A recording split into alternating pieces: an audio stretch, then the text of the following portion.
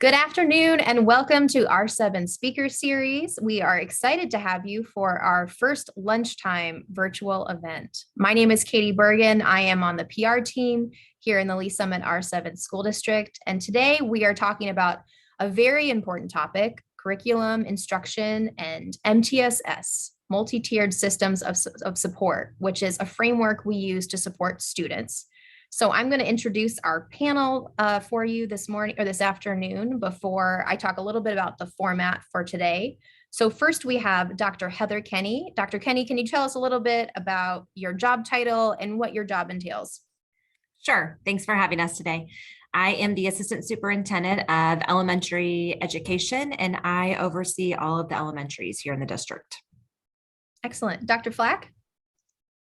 Hi, good afternoon, everyone. I'm Eric Flack. I'm the Executive Director of Curriculum, and I oversee all K-12 curriculum. Laura Ward?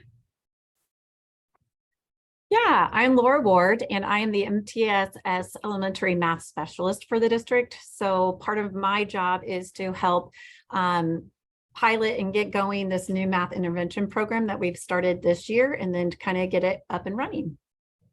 Excellent. And last but not least, Sarah Verosik. I am Sarah Verostik, and I serve as the MTSS Literacy Specialist for Elementary here in Lee Summit. Excellent. Well, we are so excited to have you. Again, we're talking about curriculum, instruction, and MTSS this afternoon. I want to give everyone a brief lay of the land as we start our panel. You will notice that you have a Q&A box at the bottom of your screen. That is how you can submit questions for our panelists as we move through our discussion today. The general plan is to spend the next 40 minutes or so with our panel answering some questions from me as your moderator, and then we'll open up our conversation to questions from our audience.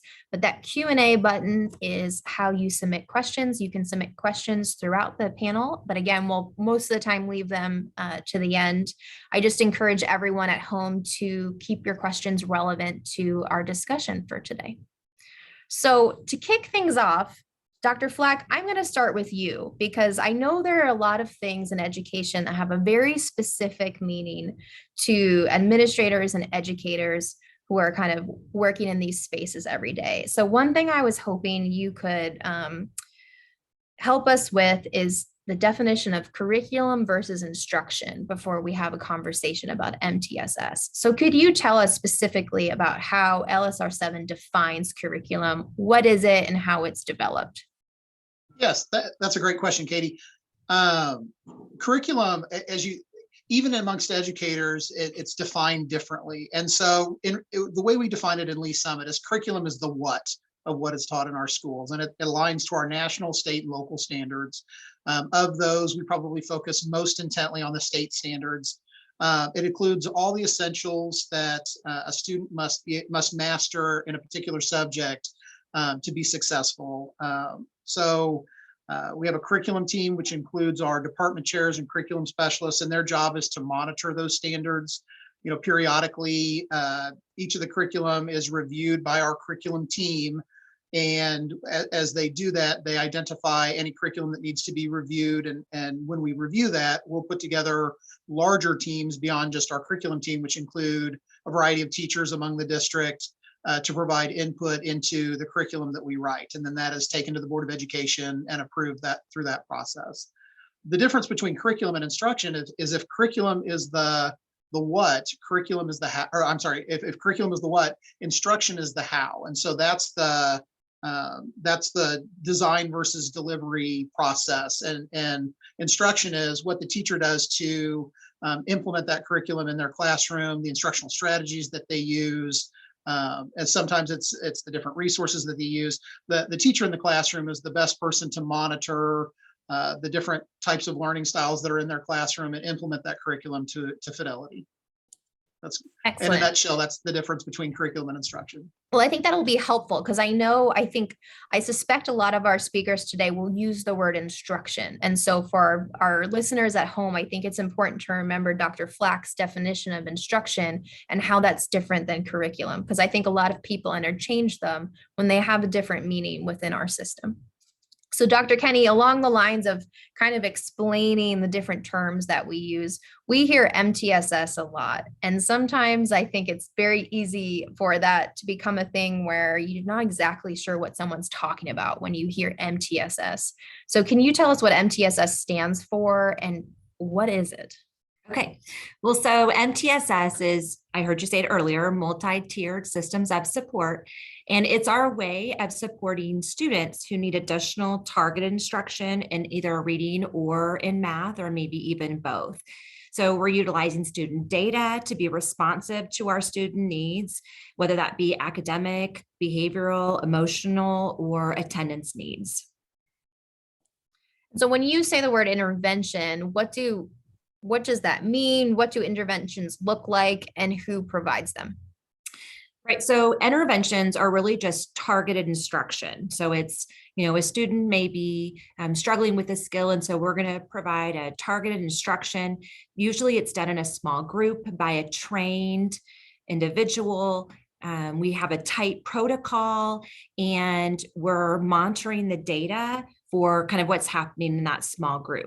The intervention can take place with a classroom teacher, maybe the reading specialist, maybe even a math specialist, a paraprofessional, or another trained staff member. So really anyone can provide the intervention to students as long as they're trained. And so, Sarah and Laura, I'd love to talk about what programs are used in interventions, and I imagine it might be different per subject area. So, Laura, could you tell us a little bit about what interventions look like in your world? Yeah, so like I said, I handle the math. And so what we've done this year is we've gone and implemented a new math program, and it is from the company Numeracy Consultants that's based out of Michigan. And there's basically 3 different programs that all use research-based instructional strategies to really help our students gain as much ground as quickly as possible. So what it looks like is it begins with a short one-on-one interview process where the teacher sits down with the student and really gauges where they're at instructionally. What skills are they missing? Or what do they already know, so that they kind of know where to begin in the program. And then once the program starts, like Dr. Kinney said, it's typically done in small groups. If it needs to be a little bit intensified, we will go maybe to a one-on-one. But it has kind of 3 different components. So it starts with concrete manipulative. So what that looks like is the teacher is going to be teaching direct and explicit instruction, but the students are going to be actually doing things. So they'll have manipulative such as blocks or counters, math racks, things like that to really make sense of the skill or the standard that they're learning. They then will go to more of a representational part where they're going to be using pictures and models, number lines and things like that they can actually draw. And that's to kind of take what they learned conceptually and to see if they can put it kind of down on paper or even just verbalizing their thinking. And then the last step is to go more abstract. So that's going to be kind of what we are used to seeing with word problems or a lot of computation work, where they're going to see, can I use all those models, the number bonds, to make sense and then actually solve the problems. So those are kind of the 3 different components of the lessons. We do have 3 separate programs. For our K through 3, we do primary numeracy, and that focuses more on the counting, number ID, adding and subtracting, part whole, which is part of the algebraic thinking that it develops, as well as place value. For our 4-5 students, we get into multiplicative thinking.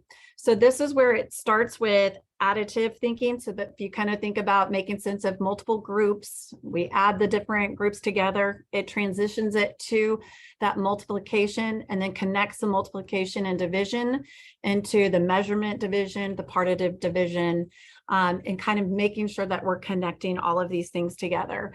The biggest thing that we want to do is really set a really strong foundation for our students. And we really are focusing on those key essential standards that our students really have to know in order to be successful in math as they continue to go on through elementary, middle, and high school. Thank you. And Sarah, could you talk about what programs are used for reading interventions? So some of the things that we've learned along the way, especially with the science of reading, is how important it is to have a systematic and explicit structure of reading and teaching reading. And we are really lucky to have a really solid tier 1 resource with our collaborative classrooms. And from that, our first layer of intervention is also from the collaborative classrooms and that tier 1 resource. So our tier 2, or our intervention additional support resource, is called SIPS. And SIPS is an acronym, and we're really fond of acronyms in education. So SIPS stands for Systematic Instruction in Phonics and Phonological Awareness, Phonics, and Spelling. And with that instruction, we're able to screen our students. We give them a placement assessment. And so when we identify our students from that first layer of data that we take from our universal screener, we can kind of see, okay, these students are not really where they need to be. So let's dig deeper. And so that additional layer of screening that we are able to do with our students through the SIPS placement assessment really kind of pinpoints those foundational skills that are missing for our kids. And so being able to identify those foundational skills, the placement assessment does that from SIPS, and then we're able to still use SIPS, and students can place in beginning level SIPS, they can place in extension level SIPS, and they typically place in challenge level in grades 2 and up. And so when we're thinking about our students and building those foundational skills, those foundational skills are really what helps to launch our kids into decoding and to eventually be fluent readers. Excellent. And Laura, how are students identified for interventions in math? Our district uses first NWEA, that is a universal screener that we give 3 times during the year. And so in K1, we first start and they do the early numeracy screener. So this is focusing more on just counting, number identification, and then a little bit of the computation. So we look to see if they have a good grasp of that. If not, if they we see that they're struggling a little bit, then we go on and we give them a numeracy screener. So these are the screeners that actually were given to us by the program itself. And so we're going to ask those particular standards and questions and see how they do on that. Because we also know that sometimes students on a computerized test, it might be attention or they're having a bad day. So we really want to sit down one-on-one with the student and really have those conversations to see what they truly know and if there's actually some skills that are lacking. I heard a great analogy where they kind of talked about how we need to focus on the heart standards. So if you kind of think about if our own heart, we can survive if anything was happening with it. And so our heart standards are going to be really the key priority essential standards that we need to have, and the students have got to master before they actually go on. Because if they don't, then they're just going to continue to fall further and further behind. So that's kind of what we're doing. For our grades 2 through 5, they do also take the NWEA, but it looks a little bit different. For the 2 through 5, it's going to be more of an adaptive screener. So the great thing is it provides us with phenomenal data that the students, that the teachers can use to really help guide their instruction during their tier 1. But it also gives us a clear indicator of what standards that our students are struggling with as well. So if we notice that there's some of those heart standards that they're really missing, we can actually go back and focus on that. So then again, we look typically around the 40th percentile on NWEA, and we go and they go to the next step to those screeners. And there is a separate screener for the primary numeracy and then the multiplicative thinking. So it is kind of by grade as well. And then students that fall out there, then we go and put them in an intervention as needed. I like that, heart standards. Sarah, is there anything else you'd want our listeners to know about how students are identified for interventions in reading? It's really the same process as Laura shared when we're looking at our kids.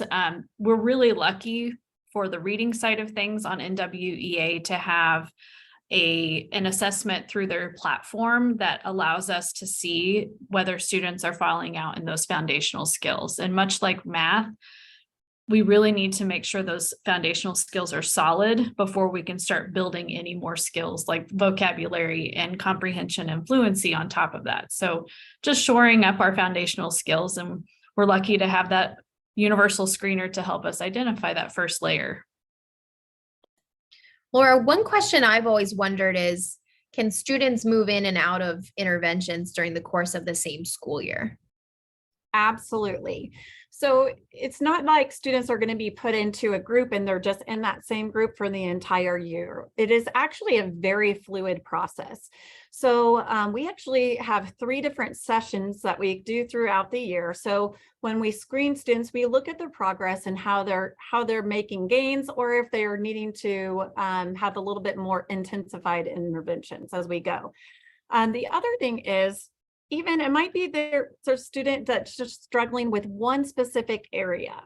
Okay, so if I'm working in my intervention and I know that there's a student who's doing pretty good, but they're lacking in just this one skill, I might pull that student into my group just to work for a few weeks, even to give them that little bit of support. And I think that's kind of the misconception that a lot of people have, is they feel like it's their child and might be in this group and they're set there for the rest of the year. And that's just simply not the case. Our goal this year is to be very, very kind of reflective and being proactive on where our students are at.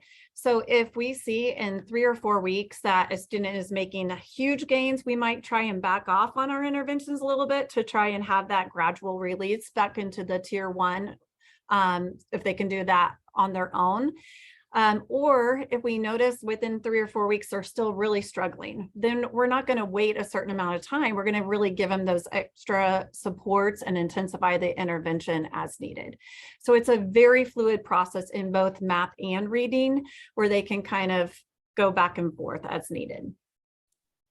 So when we talk about giving students exactly what they need when they need it, Sarah, help me understand what the difference between additional support and intensive support would look like. So I don't know if we've expressed it enough, but we really dig into the data. We are kind of, for lack of a better term, we're like data detectives. And, Laura and I both got to serve as reading and math specialists in other buildings in our district prior to being in this position. So in our own buildings prior, we were data detectives for our building, and now we get to do it at a bigger level. But using our data, and what data do we have available, and making sure that we're looking at our students. So that first universal screener is our first layer we've mentioned multiple times. And when students, that 40th percentile is kind of like our, it's our catch. It's that net that we put out there to kind of gather our kids. Okay, these guys didn't score right on grade levels, so let's figure out if there's more that we need to figure out. And so typically those students that fall anywhere between, the 20th percentile and the 40th percentile, those are kids that we would consider as needing additional supports. So they have the skills, they just need to have those skills targeted to ensure that we're getting them to where they need to be. And our students that fall below the 15th percentile, and again, these aren't set in stone. These are just kind of the way we cast the net. And so the 15th percentile are those kids that are telling us through their data, in their data story, that they're needing something more intensive. And so when we're thinking about additional versus intensive, it really does come down to how our grouping happens. So if we have students that are falling in the additional supports, we can usually have a group of maybe 6 kids that we're working together that also need that additional support. But if we do need to intensify, then we want to make sure that we're intensifying in a smaller setting with more time. And it's the targeted and strategic instruction that we're providing is we're using the resource that we have available to provide that to that student. So it really does, the amount of time and the size of the group and who's providing that instruction and that support is the biggest difference between additional and intensive. So Laura, is it safe to say that data is primarily how we're measuring a student's progress? Is that a good summary? Yeah, I definitely think it is. However, we have to remember that data looks different. It's not always just a number. And what I mean by that is we really value what the teacher is observing in the interventions and as well as in core instruction. So some of the best times that you can really gauge what a student is learning is by having those conversations with them in a small group or one-on-one, and really just asking them about their thinking. We have to sit down with them and say, how did you get that answer? What was your thought process? Because that's really going to tell us how deep their level of understanding is going. So there is that piece of data that I think sometimes we forget about. We also use a system called FastBridge, and FastBridge is really something that we use to gauge, like on a weekly basis, how our students are doing. And what that looks like is for both reading and math, they will sit down. Sometimes it's one-on-one with the teacher, and it's teacher scored on a computer. And it's a short, maybe 1 to 4 minute quick assessment. And we're just going to track and see how they're doing on their skills. It's very much connected to what their intervention is. So it really focuses on, are they gaining the knowledge that we are working on at that particular time, and seeing how they're doing. And growth is going to look different. We have to also remember that students learn at different rates. And so, of course, we're trying to get them to gain as much ground as quickly as possible. And that's what the data is going to help us to show us. Do we need to make additional supports? Do we need to give them more intervention time? Or are they doing, making it the growth that we are hoping to see? So yeah, it's kind of a combination of a lot of different things. And Sarah, what action does the district take when a student doesn't appear to be making progress? So that's a really good question. And that's something that has come up quite a bit in this new MTSS launch that we've launched this year. When we're looking at our student data, as Laura mentioned, it's not just the numbers on the page. We have to look at how that student is responding in the current group setting. So if they're receiving additional supports and they're in a bigger group, we may need to look at changing the group size, because I know this may come as a surprise, but sometimes kids get distracted, especially when they're in a group with their friends. And so if they're in a group with their friends, we might need to look at changing that group dynamic just to help the focus and ensure that our students are progressing. I think when we are going through our progress monitoring data, as Laura had mentioned, reading our FastBridge data is another piece that we consider. But I hope it's clear that it's not the only piece. We look at so many factors that help to determine whether a student is in fact progressing. So when we're looking at our FastBridge data, and that again is our progress monitoring data, if we have students that are showing uncertain or what we would consider insufficient growth, there are a few things we can consider. And sometimes the student, what we thought was their missing foundational skill, and what we thought in our previous placement assessment data, maybe that isn't the real foundational skill that we need to be focusing on. Because if their data is uncertain or insufficient, it sounds to us that we need to dig deeper to identify whether that is the true missing skill. So when students are not making progress, we definitely want to, again, look at whether we've identified the correct skill to focus on, but we also might want to change the group dynamic. We may want to change the resource we're using. We may want to change the amount of time the student is being seen for interventions. And sometimes we even want to change what we're progress monitoring in, because if that foundational skill is being met and they're showing progress within the intervention, but it's not translating in their progress monitoring, then we probably picked the wrong progress monitor. And that's something we can go back and fix. Excellent. Thank you for that explanation. I want to commend you all because you've had such clear and succinct explanations about MTSS, and we've moved somewhat quickly through our questions. So I have 2 more questions for our panelists, but for our listeners at home, now would be a great time if you have questions for any of our panelists to pop them in the Q&A box. Dr. Kinney, I do want to direct this back to you. In terms of keeping our stakeholders updated, what communication should parents expect to receive about interventions, and how can they essentially get involved if they want to be? So parents are a huge part of our intervention program. They can work at home with their kids by reinforcing skills that we're working on. Maybe they're a student just reading with their student. Maybe it's sounding out letters, and maybe it's sounding out words. Maybe it's counting or skip counting. Lots of things that families can do at home to kind of mirror that instruction. Parents can also expect to hear about their students. When we place students in a small group, we ask that our teachers call home and let our parents know that their students needing some additional support. And from time to time, the teacher may reach out and share progress. And at any point, if your student's in an intervention, you can reach out to your teacher and see how your student's doing. As you heard from Sarah and Laura, we track that progress weekly. And so, it kind of makes a chart, and you can kind of look at how the student is progressing through the intervention. And that's something that we always share with families. Thanks, Dr. Kinney.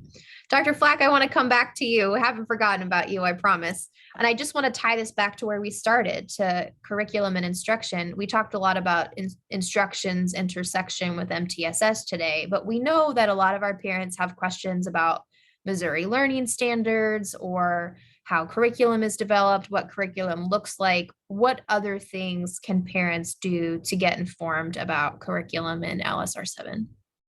That's a great question. On our website, we have a curriculum page devoted to curriculum, and there's actually a page for instruction as well. And so if parents just go to our district webpage, and under departments, if they click on academic services, that'll send them to a page that has a lot of links through academic services. One of those pages is curriculum. And inside curriculum, there's a link for elementary, secondary, elementary, middle, and high school. And there's also a link for an instruction page. So there's lots of information there. I would, in particular, let elementary parents know that on the elementary page, there is a link to some overview documents for kindergarten through 5th grade, which is those are parent guides, like a parent's guide to 1st grade. So it's kind of everything your kid's going to learn in 1st grade and what you can do to support them. So there are a lot of resources available for parents on our website. There's also my contact information, Bobby Todd, my assistant's information. So anytime anybody's interested in that information, they can reach out to us. We'd be happy to direct them. And if they don't find something that they're looking for on the website, we can certainly get it for them. Thank you. Before we end, I just want to open it up to our panelists. Is there anything that I should have asked you that I didn't ask you, or anything that you'd want to add for our listeners at home at this time? We cover it?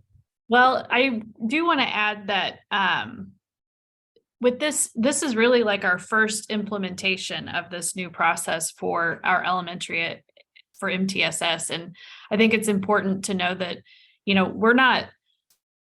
we need to be flexible in how we're implementing. And we have been so lucky to have our think partners and our teachers and our administrators and our reading and math specialists to really kind of come alongside us and provide us with their feedback and their opinions about how we are processing and going about making these adjustments for our kids. And it's one of those things where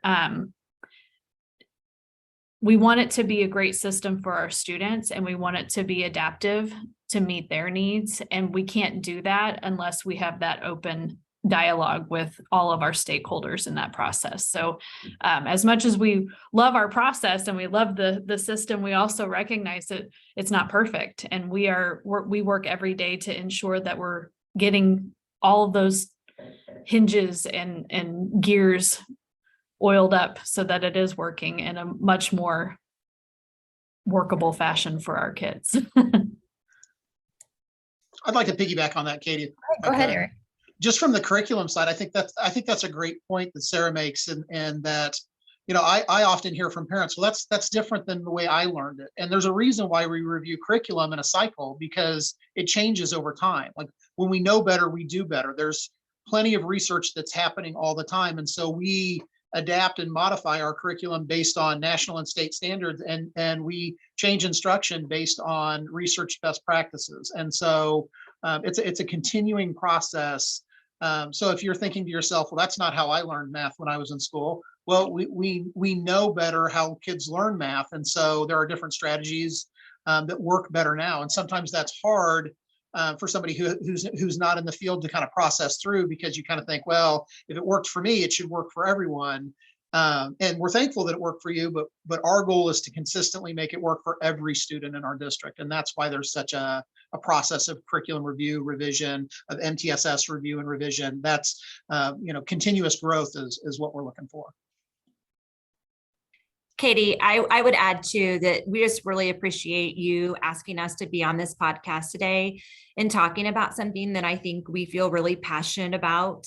I think that we have kind of poured everything we have into helping our kids as we come out of the pandemic and we move forward with instruction, curriculum, and then, to those who are not responding to Tier 1 in their classrooms. We just think it's really important. So we just appreciate the time to talk about something that we've worked really hard to make sure is right for kids. Well, I want to thank each and every one of you for sharing your expertise on the speaker series today. We do not have any questions in the Q&A box, but for our listeners at home, if you are processing everything we talked about today and a question comes to mind, every person who's a panelist today is available by email, first name, last name at lsr7.net, and would be happy to talk through any questions that come to mind for you. Again, our speaker series is a monthly event where this is the first time we've tried it at lunch. So we're switching things up ahead of the holiday season. But if we do not have the chance to see you in person, we hope you have a healthy and happy winter break. And we will catch you next time on the speaker series. Thanks, everybody. Thank you.